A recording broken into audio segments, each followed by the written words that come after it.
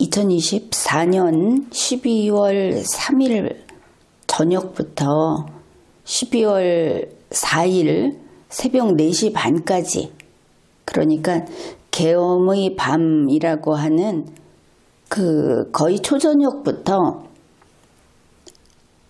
특히 국정원에서 어떻게 움직였는가, 그것을 좀 살펴보기로 합시다. 나와 있는 여러 가지 자료, 공적인 자료, 그리고 공개된 뉴스, 이런 것들, 본인들의 진술, 이런 것을 토대로 한번 정리를 해 볼 겁니다. 여기 보면 몽중헌 청담점이라는 식당이 나옵니다. 음식점. 이것이 있고, 그리고 이게 한강이죠. 그리고 여기가 신사역입니다. 강남 신사역. 이게 서울 강남의 지도입니다. 몽중헌 청담점에서 이렇게 조선 팰리스 강남이라는 호텔, 여기까지는 상당히 가깝습니다. 신사역에서도 가깝고, 그리고 이곳에서 국정원으로 가려면 이제 이 아래쪽으로 가는 것이죠. 이렇게 따라서 가다 보면 여기가 국정원 부근이 됩니다. 국정원보다 좀 아래쪽에 판교, 우리가 노상원의 HID, 또 정보사에서 HID를 어떻게 했다 하는 뉴스 나왔죠. 그게 하여튼 판교가 여기서 가깝습니다. 이제 이러한 지리적인 여건 속에서 12월 3일 초저녁부터 무슨 일이 있었는가, 그것을 좀 봅시다. 국정원장 조태용이 윤석열 대통령이 있는 용산으로 가기 전, 그러니까 국무위원들이 용산에 모이기 전 시간부터 보는 겁니다. 12월 3일 저녁 6시, 그때 조태용 국정원장은 어디 있었는지는 모릅니다. 아무튼 나중에 보니까 용산에서 30분 이내의 거리에 있었던 것을 알 수 있습니다. 용산까지 가는데 30분이 못 걸렸다. 넉넉히 집무실까지 들어가는데 30분 후에 도착을 했으니까 아무튼 그런 위치에 있었다. 그런데 저녁 6시부터 저녁 8시까지 조태용 국정원장은 골드버그 주한 미국 대사 송별 만찬을 하고 있었습니다.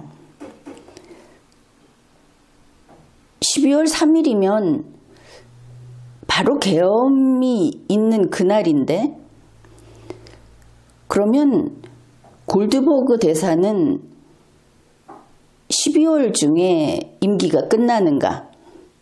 그게 그렇지를 않았습니다. 골드버그 대사는 2025년 1월에 퇴임을 했습니다. 그러면 12월 3일에 국정원장이 주한 미국 대사를 송별 만찬을 해서 이별 파티를 한다는 것은 좀 너무 빠르다, 너무 이르다, 그런 생각이 들죠.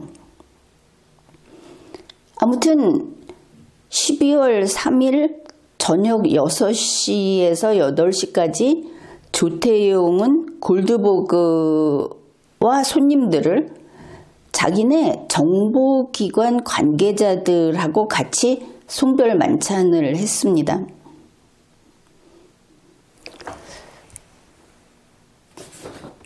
이제 위치는 일단 봤으니까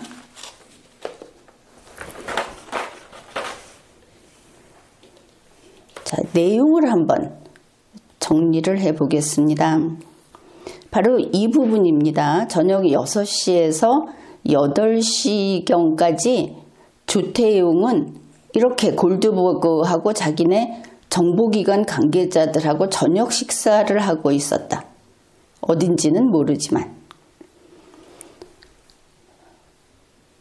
그러면 정보기관 관계자 그랬으면 여기에 홍장원 국정원 1차장이 참석을 해도 자연스럽다 이렇게 보이겠죠. 그런데 불행하게도 홍장원 국정원 1차장은 이날 12월 3일 저녁 8시 이전의 행적이 오리무중입니다. 알 수 없는 것이죠. 지금으로서는 전혀 공개되지 않았다. 이제 또 하나 이왕 본 김에 이 특징을 보면 주한 미국 대사를 아주 일찍 오늘 밤에 계엄을 할 거다 하는 그날 송별 파티를 해줬다. 앞으로 미국 안 볼 거다. 우리 지나고 보니까 이번 비상계엄은 미국하고 연을 끊는 여러 가지 작전과 조치들이 있었죠. 이제 그것과 연결시켜서 생각해 보는 것도 합리적이다. 이렇게 봅니다. 하나 더 이미 이야기를 했었는데 조태용 국정원장은 12월 3일 비상계엄이 있고 12월 4일 오전에 인천공항에서 해외 출장이 계획이 되어 있었습니다. 말로는 미국 CIA 국장을 만나러 간다고 했지만 지난 방송에서 이야기를 했듯이 12월 3일 밤 10시가 지나면 한국의 국정원장은 미국의 CIA 국장을 만나러 갈 수 없습니다. 그러한 여러 가지 작전을 계획해 놓았던 것을 우리가 알게 됐으니까 미국에는 이제 얼굴을 내밀 수 없는 처지가 된 거다. 따라서 CIA 국장을 만나러 미국으로 가는 것이 아니고 오히려 중국이나 북한이나 평양으로 가는 게 더 자연스럽다고 하는 그런 분석을 미리 했었죠. 마찬가지로 이야기했던 이 홍장원 국정원 1차장은 12월 4일 아침 9시에 김포공항에서 중국 출장을 떠나게 되어 있었습니다. 그런데 여기서 알아둘 것이 대한민국의 국정원 제1차장, 국정원 넘버 2가 적성국인 중국을 방문하는 것은 예사일이 아닙니다. 그냥 할 수 있는 것이 아니죠.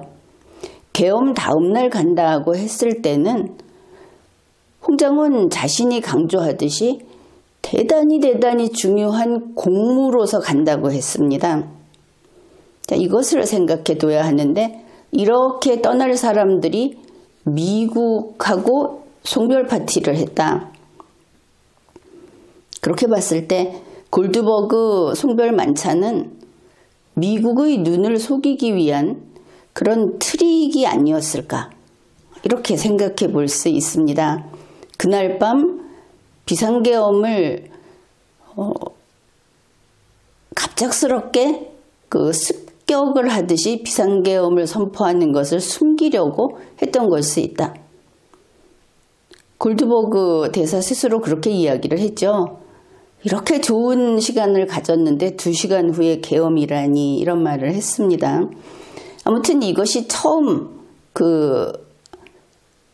우리가 출발점으로 잡을 수 있는 국정원장과 국정원 1차장이 어디에 있었는가? 이제 국정원 1차장은 아직 어디에 있었는지 안 나오죠. 그런데 여기 같이 있지 않았을까? 이렇게 생각해 볼 수 있는 겁니다. 그런데 이제 이 조태용에게 윤석열이 전화를 합니다. 저녁 8시 직전에 했다고 합니다. 이런 것들이 통화 기록이 있다고 나왔으니까 윤석열 대통령이 직접 전화를 해서 아직 거기냐? 이렇게 물었답니다. 저녁 8시 직전에. 그리고 시간은 안 나오는데 대략 그 무렵이겠죠. 정진석 비서실장이 또 조태용에게 전화를 해서 대통령실로 와라. 이제 자기들 말로 비상국무회의 출석을 하라고 했던 것을 알 수 있습니다. 이렇게 돼서 조태용은 이 만찬이 끝나고 바로 이 8시경 용산으로 행합니다. 그래서 8시 반에 윤석열 대통령 집무실에 도착했다고 윤석열 대통령이 이야기를 했습니다. 조태용이 이렇게 옮겨가는 동안 그러면 이제 홍장원 국정원 1차장이 등장할 시간이 됐습니다. 윤석열 대통령이 자기가 홍장원에게 전화했다고 말을 합니다. 그게 12월 3일 저녁 8시입니다. 8시 정각. 이 비화포는 화면까지 공개가 됐습니다. PSS-1000이라고 하는 번호가 뜬 이 비화폰으로 전화를 걸었는데 통화는 못했다고 합니다. 그러면 이때 홍장원은 어디 있었느냐? 8시경에, 그러니까 정각 8시에 통화를 했다고 통화 기록이 나왔다고 하는데 8시경에, 그러니 뭐 8시 직전 되겠죠. 청담동 몽중헌에 있었다. 그러니까 그 8시 직전 이전의 행적은 모릅니다. 청담동 몽중헌 제일 위에 있었죠. 거기에 있었다. 이제 몽중헌에 거의 8시 다 돼서 갔다. 본인 말이 굉장히 늦게 도착을 했다. 이랬습니다. 그랬는데 8시 정각에 이 비화폰으로 전화가 왔다고 국정원에 있는 보좌관이 알려온 겁니다. 그래서 그 말을 듣고 이 보좌관이 갖다주는 비화폰을 받아서 PSS-1000 발신자하고 통화를 하기 위해서 몽중헌을 나섭니다. 몽중헌을 나서서 조선 팰리스 호텔로 갑니다. 이 국정원 보좌관은 PSS-1000으로부터 전화를 받은 그 비화폰을 들고 조선 팰리스 호텔로 옵니다.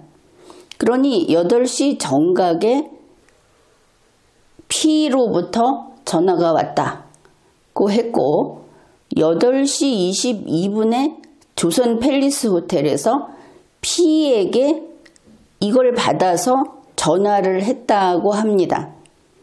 그러면 이 보좌관이 얼마나 바빴을까 생각해 봅시다. 저녁 8시에 전화가 온 걸 보고 홍장원에게 다른 전화로 전화가 P한테 전화 왔습니다. 이렇게 했겠죠. 그리고 그걸 들고 조선 팰리스 호텔로 옵니다. 이걸 받아서 8시 22분에 홍장원이 P에게 전화를 하게 되니까 최소한 국정원에서 조선 팰리스 호텔까지 오는데 18분 정도 소요가 되지 않았을까? 아주 조금만 시간을 빼서 정해 본 겁니다. 18분 만에 가지 않았을까? 이제 그리고 홍장원이 8시 22분에 이 PSS-1000이라는 번호로 자기가 전화를 해서 20초 동안 전화 통화를 합니다. 근데 그 통화 내용은 앞으로 한두 시간 후에 중요하게 할 얘기가 있으니까 비화폰을 잘 들고 잘 듣고 대기하라. 이런 이야기를 들었다는 것이죠. 이때가 8시 22분이죠. 그리고 8시 30분에 조태용이 용산 대통령실에 도착을 했다고 했습니다. 그러면 이 부분을 봅시다.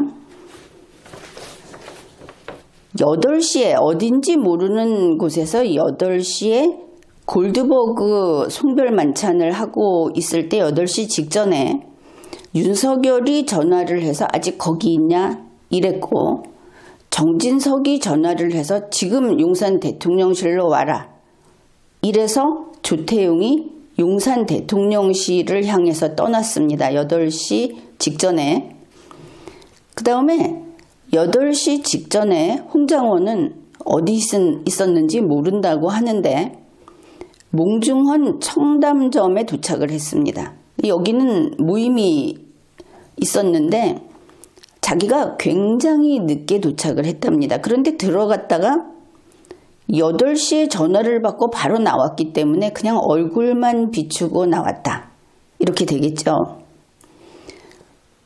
아무튼 홍장원이 몽중헌 청담점에 8시 직전에 도착을 했는데 국정원에서 보좌관이 전화를 한 겁니다.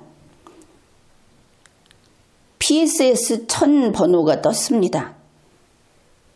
P로부터 전화가 왔습니다. 이렇게 얘기를 한 거죠. 그러니까 그래 그러면 국정원이 여기 아닙니까? 네가 그걸 들고 이쪽으로 쫓아와라 했겠죠.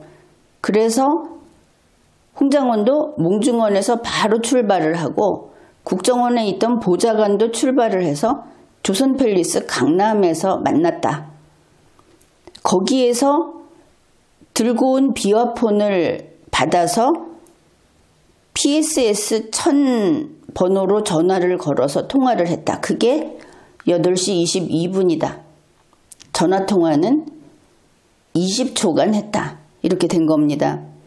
그러니 여기에서 PSS 1000 번호가 전화가 왔습니다.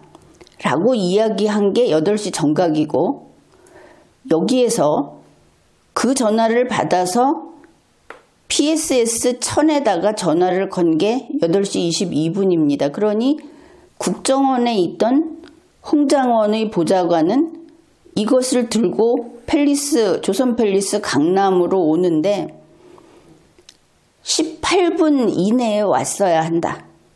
그런 겁니다.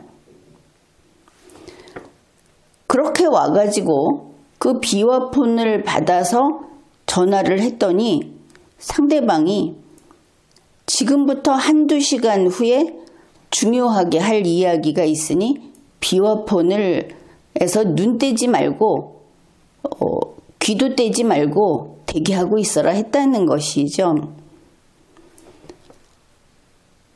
그래서 홍장원은 국정원으로 갔다고 합니다. 그러나 언제 갔는지 모릅니다. 위치가 이런 것이죠. 그러면 홍장원이 여기에 몽중헌 청담점에 8시 직전에 왔다가 요 조선팰리스 강남에 8시 22분 전에 도착하려면 거의 바로 나왔겠죠. 그래서 이 사람이 이 부근에 있었던 것은 12월 3일 저녁 8시부터 8시 22분까지 있었다. 이것을 알 수 있습니다. 그리고 문제가 뭐냐면 홍장원이 국정원에 가서 있었다고 하면서 그 사이에 홍장원이 무엇을 했는지 모릅니다. 그러면 홍장원이 어디 있었는지 조선팰리스 강남에 있은 이후로 국정원에서 다음 모습을 드러낼 때까지는 이 사람이 어디 있었는지 알 수 없는 것이죠. 그 시간이 여기서 조선팰리스 강남에서 8시 22분에 20초 동안 비화폰으로 전화통화를 했다. 그 다음에 국정원 TV로, 집무실 TV로 윤석열 대통령이 계엄 선포하는 것을 봤다. 10시 23분입니다. 그러면 홍장원은 8시 22분부터 10시 23분에 국정원 집무실에 있었다고 할 때까지의 중간 시간이 비어버립니다. 오리무중이죠. 이 사람이 10시까지 여기 있었을 수도 있겠죠. 10시 23분에 나타날 때까지는 홍장원이 어디서 무엇을 했는지 우리는 모릅니다. 자, 그러면 몽중헌 청담점의 8시 직전, 그리고 국정원에 나타나는 10시 23분, 그 사이에 홍장원은 어디에든 있을 수 있겠죠. 여기서 이렇게 거쳐서 10시 23분에 여기 나타나면 되니까. 그런데 이제 이것과 관련해서 우리가 한 가지 더 알아둘 것이 이 신사역입니다. 자, 이 신사역 4번 출구라고 하는 것이 뉴스에 보도가 됐었습니다. 2024년 12월 3일 저녁에. 뭐냐 하면 이 신사역 4번 출구 이곳에 오후 6시 25분부터 오후 9시 반까지 여기에 김건희 여사가 있었다고 하는 겁니다. 그러면 6시 25분에서 9시 반까지 김건희 여사가 있었고 8시 직전부터 10시 한 23분 뗍시다. 10시까지 홍장원 1차장이 여기에 있었을 수 있다. 이렇게 보면 여기가 이제 이렇게 영역이 겹쳐지는구나 하는 것을 생각해 볼 수 있죠. 이 신사역 뉴스가 무엇인가 하면은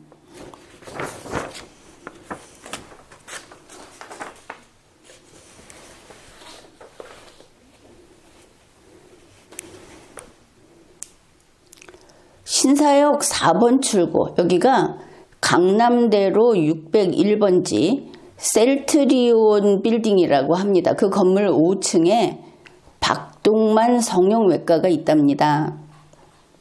그리고 여기에 대해서 장경태 의원이, 국회의원이 이런 주장을 했다는 것이죠.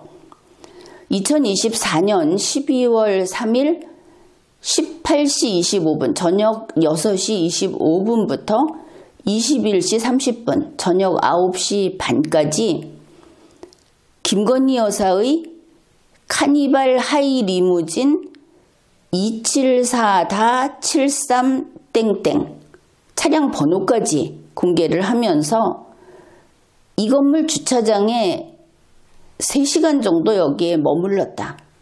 이렇게 주장을 했다는 뉴스가 나왔습니다. 그런데 이 한 번 뉴스로 끝난 것이 아니고 JTBC에서 2024년 12월 24일에 바로 요 셀트리온 빌딩 요 주변의 CCTV를 직접 확인을 했다고 하는 그 후속 뉴스를 또 냈습니다. 그랬더니 검은색, 바로 이 시간에 검은색 카니발 2대가 연이어 들어오는 것을 확인했다.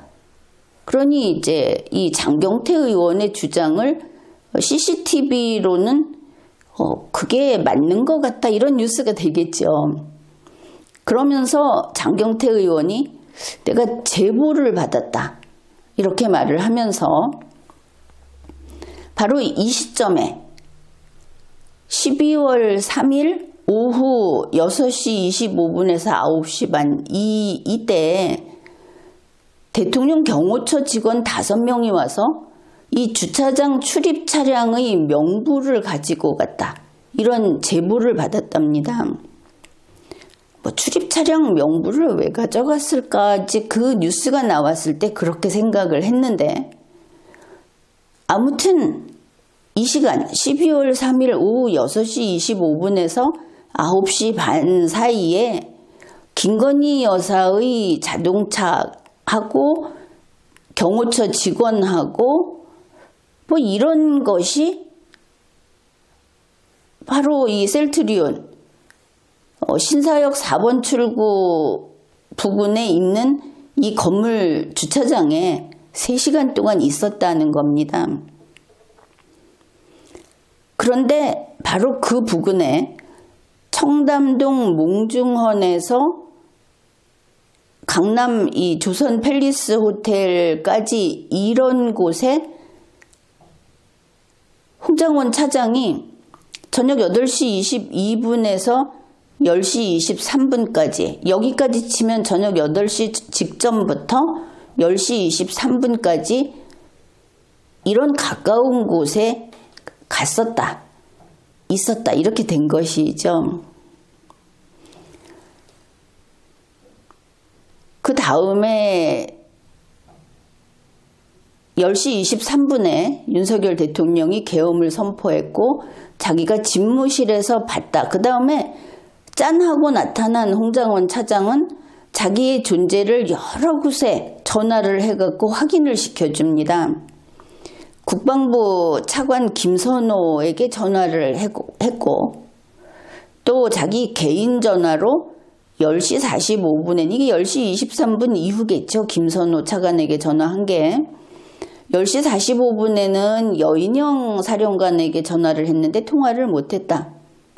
그랬더니 1분 뒤에 10시 46분에 여인영 사령관 쪽에서 전화가 와서 그래서 계엄 선포에 대해서 아느냐 이러니까 우리는 그냥 위에서 시키는 대로 합니다. 이랬다고 하죠. 또 홍장원 차장은 조태용 국정원장에게 또 전화를 했는데 통화를 못했고 조태용의 비서실장 편에 메모를 남겼는데 원장님 대통령이 비상계엄을 선포했습니다. 이렇게 남겼다는 겁니다. 개그도 아니고 일국의 국정원장이 대통령이 비상계엄 선포한 것을 모르고 있어서야 말이 되겠습니까? 아무튼 이 부분은 홍장원 차장의 말은 별 가치가 없게 보입니다.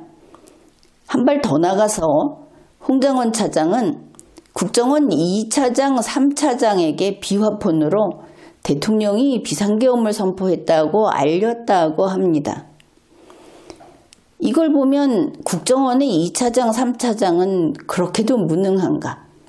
어째서 1차장이 알려줘야만 대통령의 계엄 선포를 알 수 있는 그 정도 정신 상태인가 싶죠. 아마도 이거는 그냥 알리바이용으로 이야기를 한 게 아닌가 이렇게 보입니다. 그래서 10시 23분까지는 뭐를 했는지 어디 있는지 모르는 홍장원 차장이 10시 23분에 갑자기 나타나서 이렇게 분주하게 여러 사람에게 자기 흔적을 남긴 것을 알 수 있습니다. 그리고 나서 10시 53분 PSS-1000이라는 일종의 번호입니다. 비화폰으로 이게 무슨 우리가 V1, V0 하는 그 대통령님 뭐 이런 표시가 아마 번호로 되는 모양입니다. 그래서 아무튼 이게 한남동에서 왔는지 용산에서 왔는지 모르지만 대통령들에게서 온 번호다. 이렇게 이해하면 되겠죠. 그래서 이 전화가 걸려왔답니다. 10시 53분에. 그러면 비상계엄 선포하고 30분 만이죠. 이렇게 와서 통화를 1분 24초 동안 했습니다. 그런데 하는 말이 이겁니다. 그때 와서 했다는 말이 봤지? 비상계엄 발표하는 거. 완전히 그 어린아이 같죠? 말을 하는 게. 이번 기회에 싹 다 잡아들여. 싹 다 정리해. 국정원에도 대공수사권을 줄 테니까 우선 방첩사를 도와. 지원해. 자금이면 자원. 인력이면 인력. 무조건 도와. 이렇게 말을 했다고 하면서 이것이 뭐 헌법재판소에서도 이런 기록이 나오고 국회에서도 혹은 검찰 조사, 수사기관 조사에서도 나온 내용입니다. 이때 홍장원 차장 말이 여기에 대해서 뭔가 흥분해서 자랑하는 듯이 이 얘기를 했다. 이런 설명, 이런 느낌을 받았다고 또 확인이 됐습니다. 그런데 나만 그런지 모르겠지만 여기에서 쓰고 있는 그 말의 느낌이 최재형 목사를 상대하는 김건희 여사의 어투가 자꾸 떠오른다. 이런 겁니다. 홍장원 차장에게 윤석열 대통령이 봤지? 비상계엄 발표하는 거 이렇게 말을 한다는 것은 좀 부자연스럽죠? 그렇지 않습니까? 차라리 그것보다 윤석열 대통령이라면 이렇게 말할 것 같습니다. 봤냐? 만약 반말을 한다면 봤지? 이거보다는 봤냐? 그러냐? 뭐 이런 식이 더 어울릴 것 같다. 아무튼 그런 느낌을 받았습니다. 그리고 10시 이 전화를 받고 나서 홍장원 차장은 뭔가 이런 지시를 받았으니까 여인영 사령관에게 이제 방첩사를 도와라 여기서 방첩사를 도와라 이러고 있죠. 그러니까 이제 도대체 뭐를 하고 있냐, 무엇을 도와야 되느냐, 뭐 이런 거를 이제 물어보려고 전화를 했다는 겁니다. 그래서 10시 58분에 여인영 사령관에게 전화를 해서 한 48초 동안 대화를 했고, 그때 한 이야기가 어떻게 된 거야? 이렇게 물어봤다는 거죠. 그런데 여인영 사령관이 그때 뭐 많이 바빴답니다. 그래서 자세한 얘기를 못했고, 다시 있다가 11시 6분에 또 전화를 했답니다. 홍장원 차장이. 그래서 이때는 2분 40초 정도 대화를 했는데, 여기에 대해서 헌법재판소 윤석열 측 변호사가 물어보기를 그렇게 바쁜 여인영에게 또 전화했냐 이러니까, 나도 PSS 1000 전화를 받고 발등에 불이 떨어진 거 아니냐, 지시를 받고 명령을 받은 건 나니까 그래서 전화를 했다, 이렇게 말을 합니다. 그러면서 이때 11시 6분에 여인영 사령관에게 전화해서 영어로 V라고 하죠. V로부터 연락을 받았어. 이게 이제 PSS 1000 비화폰 그 말을 한 상대방을 가리키는 건데, V로부터 연락을 받았어. 너희 지원해 주래. 이제 뭘 도와줄까 이러니까, 그때 이제 정치인, 법조인 체포, 구금하는 그 명단을 불러줬다. 그래서 그 명단을 받아 적었다. 이러면서 야, 이거 초법적인 이런 것도 비상계엄 때는 되는 것인가? 라고 생각을 했다는 그런 증언을 했습니다. 그 다음에 다시 이제 이런 걸 거쳐서 11시 30분에 다른 사람들하고 합류를 합니다. 국정원 정무직 회의를 조태용이 소집을 했고, 불과 10분 동안 했다고 하죠. 이 회의에 참석을 했습니다. 이때부터 문제가 되는 게, 조태용 원장에게 홍장원 제1차장이 바로 이 PSS 1000이라는 그쪽에서 받은 지시, 이거를 보고했다는 것이죠. 방첩사를 지원하라고 하는 지시를 받았다. 그런데 이제 그 내용이 그냥 방첩사 지원이 아니고, 지금 보면 어떻습니까? 정치인, 법조인을 체포해서 비원 벙커에 감금하고, 그러면 방첩사에서 나중에 감금해놓고 조사를 한다고 하는 그런 그런 임무 수행을 하는 걸 도우라고 했다, 이런 보고가 되겠죠. 근데 그때 조태용 원장이 이제 이거를 못 들은 채 하고, 여기에서 한동훈, 이재명을 잡으러 다닌다, 잡으러 가야 된다, 뭐 이런 이야기를 못 들은 채 했다, 이런 말도 했습니다. 이제 그 보고를 하고, 그 다음에 우리가 생각하지 않는 게 이것이죠. 그러면 이때 이 정무직 회의가 끝나고 조태용도 사무실을 떠나고 그 다음에 홍장원은 나타나지 않습니다. 다시 홍장원은 밤 한 11시 50분부터 계엄이 해제되는 4시 50분까지 그의 행적을 우리가 모릅니다. 여기서 크게 보면 그렇죠. 저녁 8시 이전의 행적을 모른다. 12월 3일에.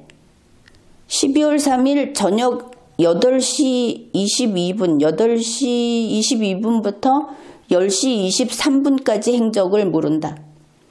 또 11시 50분부터 12월 4일 4시 50분까지 행적을 모른다.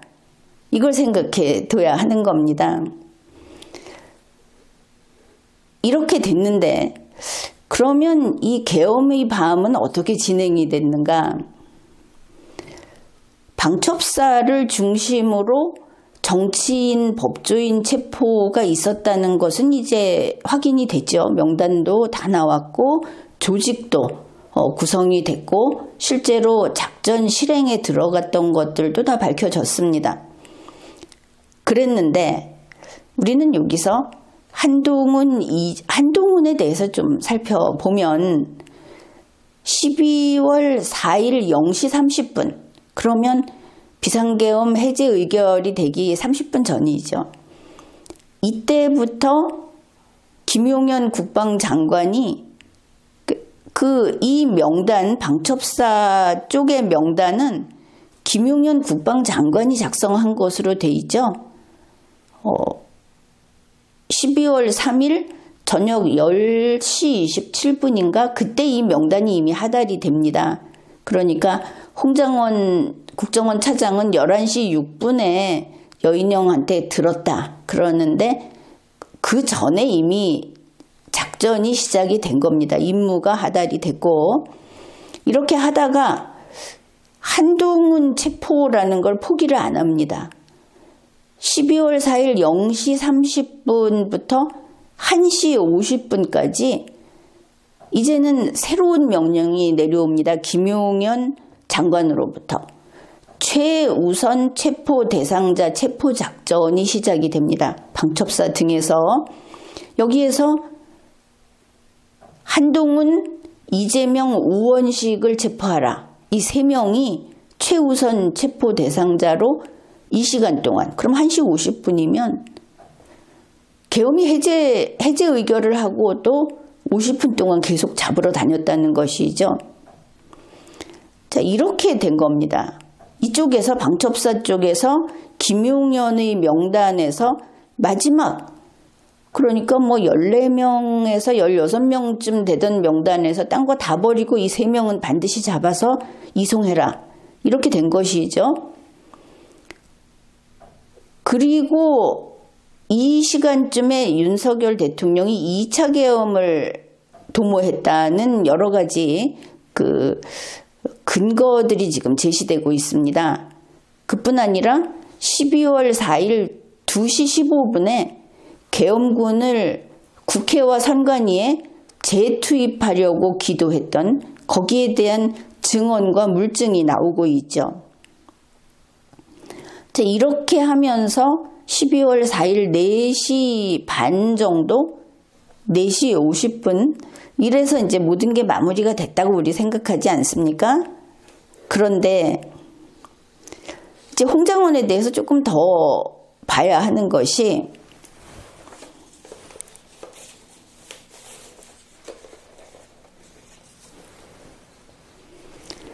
12월 4일 오후 4시 57분에 홍장원이 바로 PSS-1000 이제 V1인지 제로인지 모릅니다. 하여튼 그쪽에다가 다시 전화를 겁니다.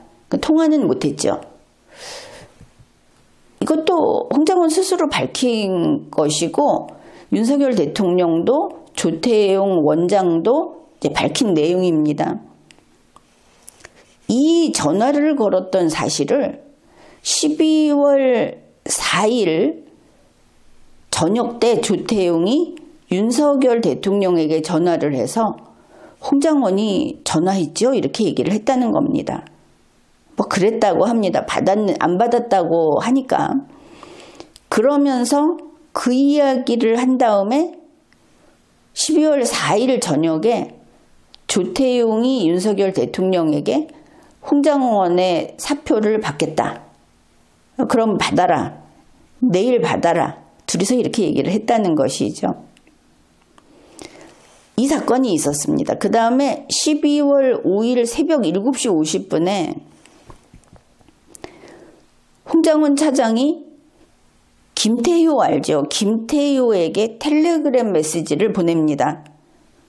윤석열 대통령이 대국민 사과를 해야 한다.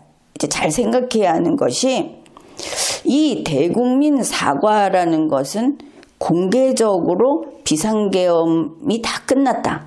비상계엄의 모든 작전은 종료한다. 이런 의미가 되는 겁니다. 그것을 홍장원 차장이 밝힙니다. 왜 이야기를 했는지. 바로 이 부분입니다. 군이 안정화되지 않았다. 그래서 이 시간 후에 이미 계엄이 해제됐다고 하지만 이 시간 후에 어떤 일이 일어날 수도 있어서 그게 우려가 돼서 내가 이런 이야기를 했다. 그러면 단순히 국민에게 사과하라는 의미가 아니구나 하는 것을 알 수 있죠. 군이 안정화가 되지 않았다. 그게 무엇일까 하고 보면은 바로 12월 25일에 우리가 본 뉴스가 있습니다. 윤석열 정부 쪽에서 국방부에서도 이제 다 끝났다. HID 블랙 요원들도 다 돌아왔다. 복귀했다. 이랬는데 그게 아니었죠. 2024년 12월 25일 새벽 4시 15분에 HID 블랙 요원 팀에게 복귀 명령이 떨어집니다. 그래서 복귀가 이루어졌다는 뉴스가 나온 겁니다.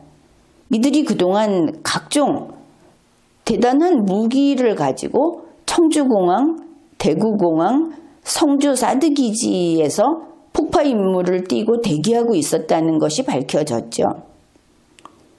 그러면 이제 우리가 생각해 볼 수 있는 겁니다. 홍장원이 군이 안정화 안 됐다고 말을 했고 12월 4일에 원래 무슨 V1, V0가 쓰기로 돼 있는 PSS-1000으로 통화를 시도했고 그게 안 되니까 12월 5일 새벽에 김태효에게 텔레그램 메시지를 보내면서 결국은 공개적으로 비상계엄이 완전히 끝났다. 3차, 4차 비상계엄은 없다. 이거를 밝힐 것을 건의한 겁니다. 그런데 김태효가 누구냐? HID 부대에 갔다 온 사람이라고 알고 있죠. 자꾸 HID가 나옵니다. 그러면 홍장원은 어떤가? 의외로 홍장원이 HID하고 관계가 있나? 이렇게 보이는 게 이게 이제 2024년 12월 7일에 홍창성이라는 교수가 바로 홍장원 차장의 45년 친구라고 합니다. 그 사람이 페이스북에 쓴 글인데 홍장원은 오랫동안 대북 담당 블랙 요원이었다. 사선을 넘나들면서 오랫동안 나라에 헌신해온 사람이다. 이 사람을 무슨 좌파니 배신자니 하지 마라. 이제 이렇게 글을 올렸는데 우리가 눈이 번쩍 뜨이는 것은 홍장원이 국정원 1차장이면 그냥 높으신 분인 줄 알았는데 오랫동안 대북 담당 블랙 요원이었구나. 그러면 블랙 요원 하면 블랙 요원 HID 해서 김태효 이번에 이 청주공항 사드기지 폭파 위험이 있다는 블랙 요원 또 판교에 블랙 요원이 있었다. HID 요원들이 이번에 이 비상계엄 작전에 투입이 됐다. 이런 이야기들이 있었죠. 선관위도 뭐 갔다 이렇게 하는. 의외로 많은 것들이 홍장원 차장하고 가깝게 연결이 돼 있었구나. 그 다음에 이 대통령실 안에 그 김건희 여사하고 하여튼 그쪽에 바로 HID 요원이었던 사람이 들어가서 근무했다는 뭐 그런 뉴스도 들었죠. 이런 것들을 우리가 본 겁니다. 이런 과정들이 있었다. 그러면 12월 3일에 국정원 제1차장이 몽중헌 청담점에서 조선팰리스 강남을 거쳐서 여기에서 P로부터 혹은 V로부터 전화를 받고, 그리고 자기 말로는 비상계엄 선포를 할 때 국정원에 있었다고 해놓고 밤 10시 53분에 국정원 그 사무실은 아니고 어딘가 어두컴컴한 곳에서 전화를 받고 그 다음에 여인영 사령관과 통화를 하면서 지금 나와 있는 11시 6분 이후에 받았다는 그 명단을 받아 적었다. 이렇게 말을 한 겁니다. 그래서 우리가 물론 이 시간대에 김건희 여사도 관저 밖에 나와서 이 신사역에 있었다고 하는 시간이고, 이것과 관련되는 것이 바로 HID 요원 그 작전이 한동훈, 그때는 뭐 김어준도 이야기를 하면서 미군 살해, 무슨 한동훈 살해, 뭐 이런 이야기들이 있었죠. 이제 그런 것이 서로 완전히 별개의 문제가 아니었던 것인가. 그래서 여기에서 한 가지 볼 수 있는 것이, 우리가 그 홍장원 메모라는 것을 보면서 그 메모에 어째서 그렇게 무질서한가. 김용현 장관이 10시 27분에 하달한 그 방첩사에 자 이거를 수행해라 하고 보낸 명단은 이름으로 쫙쫙 해서 확실하게 정돈이 돼 있고, 조지호 청장도 명단이 이름으로 된 거 받았죠. 그런데 홍장원 차장만 이름이 있다가 딴지일보가 있다가 또 다른 것들이 막 틀렸다가 이렇게 돼 있습니다. 그래서 우리가 이렇게 생각을 해봤죠. 홍장원 차장의 명단은 사실은 김용현의 명단보다 먼저, 김용현보다 더 위쪽에 있는 상급으로부터 받은 명단인데, 그것이 와서 나중에 11시 6분에 여인영 사령관의 김용현 명단을 전화를 통해서 들으면서 거기에 첨삭이 된 것이 아닌가 수정도 되고. 그런데 그걸 보면 지금 홍장원 차장은 이렇게 이야기를 합니다. 그 헌법재판소에서 증인으로 나갔을 때 윤석열 측 변호인이 왜 당신의 명단은 이름으로 깔끔하게 돼 있지 않고 무슨 대법관이니 뭐 선거관리위원장이니 뭐 이렇게 막 돼 있느냐. 그러니까 그렇죠? 이렇게 말을 합니다. 변명도 안 하고. 그러면 여인형이 불러주는 걸 받아 적었다면서 왜 그러냐 이러니까 아니 처음에는 옮겨 적었습니다. 이렇게 말을 합니다. 뭔가 있죠. 그게 중요하다고 지금까지 그것을 더 자세히 파고들지는 않았지만 자기 자신도 왜 그렇게 불러줬을까? 그러게요. 이렇게 말을 한다는 겁니다. 정돈이 안 된 시사상식이 없는 좀 무식한